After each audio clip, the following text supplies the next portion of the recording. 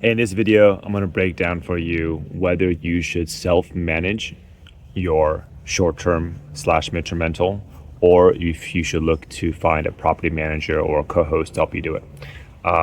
Both ways are very viable routes. I know a lot of people who self-manage their short-term and midterm rentals even out of state very successfully. That's what I would do if I had one out of state. And obviously, I know people like myself who are managing short-term rentals, midterm rentals for others, as well as people who hire a company like ours. If you don't know, this is the first time you're seeing my video. My name is Alan. I run and I'm the founder of Hospy Homes. We do property management for short-term and midterm rentals. So that's kind of the context I'm coming from. But really, when I have calls, when I'm talking to different people who might be interested in our services, I'm really, and I do this often, if I think there's another option for them, such as self-managing, that could work, I'm happy to support them that way. Or even if like a long-term rental is a better strategy, I recommend that as well. And that's why I'm making this video, to provide value and help you with this decision if you're at this fork in the road. So there's 4 things. I'll break them down. The first one is probably the most obvious, but I'll start with it. It's the question of time, right? Like most services that you could do yourself, it's usually this question of both time and competency of whether you do it yourself or hire someone else. I'll give you a silly example. During the pandemic, I started cutting my own hair at home. I never got that good, but I definitely got better as I did it over the years after the pandemic. And eventually, I got back to hiring someone else to do it, right? One reason was because I was used to doing it, I enjoy not having to pay for it. So having to pay this like monthly cost was like, oh no, it's not that much, right? But it's just like an additional cost. But the main reason for me is is just understanding that they could do a better job, right? If I could cut my hair just as good, let's say I have that experience, then it's just a money savings. But it was both, then it would just be an issue of saving money if I did it myself. But because the person I could pay to do it would also do it better, that also made me make that choice, right? This is true of an auto shop, someone who fixes your car. This is true of if you hire a painter or any other kind of service for your home, fixing your home, a handyman. I had the same example too, where I tried fixing things at home myself, and at the end of the day, it took me so much time and energy, I should have just called someone, right? And had it done in like 30 minutes.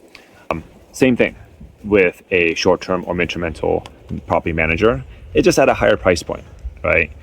Which of course it's a bigger decision, but also what they're doing for you, the amount of time they're saving for you, and that competency gap could be potentially bigger than these other examples.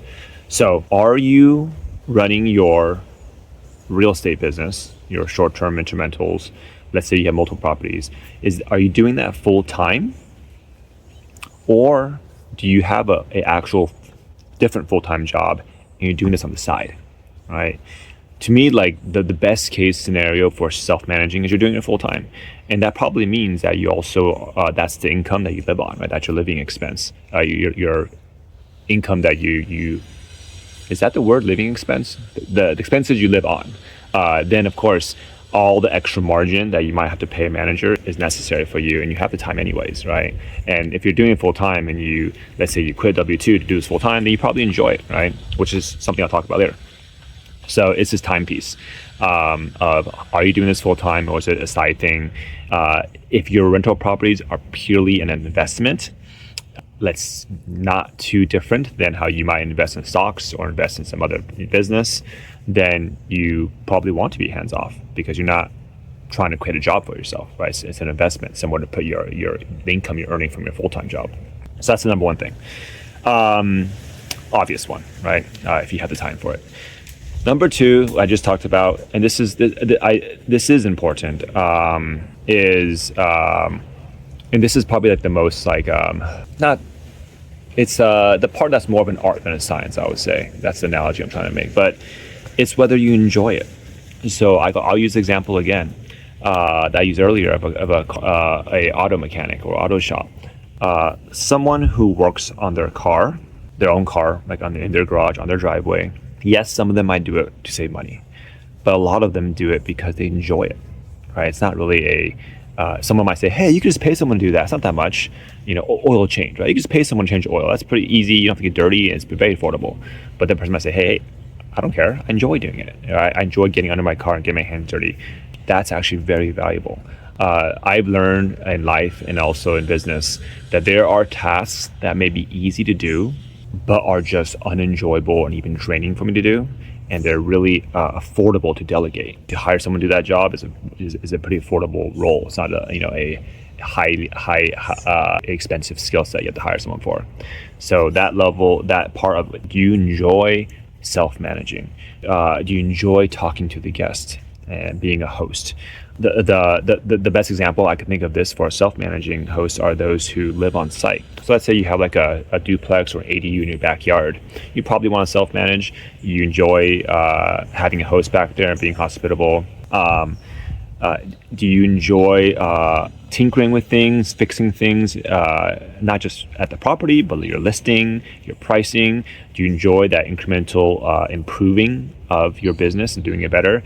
For some people, this is true for me, it's super satisfying, right? That feedback loop of improving something and seeing the reward, or it doesn't work, so now you know that doesn't work. You want to be hands-on that way, right? And you enjoy that. If you're someone who is doing that because you want to save money, but you don't enjoy it, and it annoys you, and you're frustrated with guests and whatnot, that could be a sign that it's good to get a manager, because it's not just about saving your time, but it's this element of energy of what's draining for you and offloading that. So that's number 2. Do you enjoy it? Number 3, and this is what I tell people who, if they're going to self-manage, especially if it's out of state, the number 1 thing you need is a rock star cleaner who's local, obviously. They're the ones that are going to represent you at the property since you're not going to be there. And to me, a rock star cleaner will do more than just cleaning, right? They're almost like your operations person. So, they'll be able to stop by the property for miscellaneous errands, dropping off something for the guest, maybe even helping you onboard a new property and help set it up, right? All that kind of stuff. Because you're not there, you need someone who's trusted that's there. Other boots on the ground team members, like a handyman, is also valuable. Usually a cleaner will not do that also. If you have a cleaner who also could do that, that's amazing. But I would say most likely that's not going to work. But yeah, that's the number 1, having a great cleaner or cleaning company. Pros and cons to having individual versus a company. That's a different topic I won't go into here. But that is a single thing that will make you the most successful self-managing your property, especially out of state. Now, if you're self-managing locally, you probably will do those things yourself. But I would argue that that's, even as self-managing, that's not the best use of your time, right? I know self-managing owners who clean the property themselves because they want to save the money and keep the cleaning fee. Again, if you generally enjoy that, cool. But if you're just doing to save money, you could probably take that energy you're using elsewhere and make more money with that energy than the amount you're saving by cleaning yourself. So that's this question of, do you have the local person, the go-to rockstar cleaner to help you self-manage? If you don't, then finding a great manager in that market, they'll have one, because a great STR and MTR manager will have great cleaners. If they don't, then they should be looking for them, and maybe they're not a great manager yet. The last one here is kind of a very technical one. Are you tech savvy? Now this one might be a little bit different kind of take here, especially now and moving forward in the future with AI. If you're not tech savvy and you're self-managing, you're a short-term and midterm rental, increasingly you're going to have more competition from others, whether self-managing or just companies that are utilizing all the latest technology. If you are tech savvy and you enjoy learning how to use that, that will definitely benefit and help you even stand out. But that's not something you want to learn and keep up with, then that is another reason it may be valuable to hire a manager. And this is assuming the manager is tech forward, AI forward, and understands how to utilize that to benefit all of the properties they manage. So those are the 4 things. I'll kind of quickly recap them again. Is time. Are you doing this are you managing your properties full time, or if you have a full-time job already, which means you have less time. Number 2 is, do you enjoy it? Do you genuinely enjoy it, or do you find self-managing draining and you're only doing to save money? Number 3, is, do you have a local rockstar cleaner to help you self-manage, especially if you're not local yourself? Number 4 is, are you tech savvy or not? So again, it may seem obvious that I could be biased toward people choosing to hire a manager, especially if they're in my market. But really, even in my market, if someone is a better fit for self-managing, I want to recommend that for them. I want to help them set them up for success. And ultimately, the person who wants to self-manage is not the client we're looking for, right? We're looking for someone who, if I go through this framework, likely has a full-time job, probably has young kids and family and take up a lot of their time, so they don't have time. They don't enjoy doing it. They don't have a local team. They have to go like find cleaners and find handymen and find all that because maybe they're new to it. It's their first property. And they may or may not be tech savvy, because even if you're tech savvy but you don't have time or you don't enjoy it, you still might not want to do it. But the person I just recommend that I just described who should hire a manager is the type of person we're looking to serve either way. If someone is better fit for self-managing, I will be more than happy to support them in that direction. Hope that's been helpful. Let me know any other questions you have. If you want to hang out with me, ask questions to me directly, check out my description and join our MTR office hours community.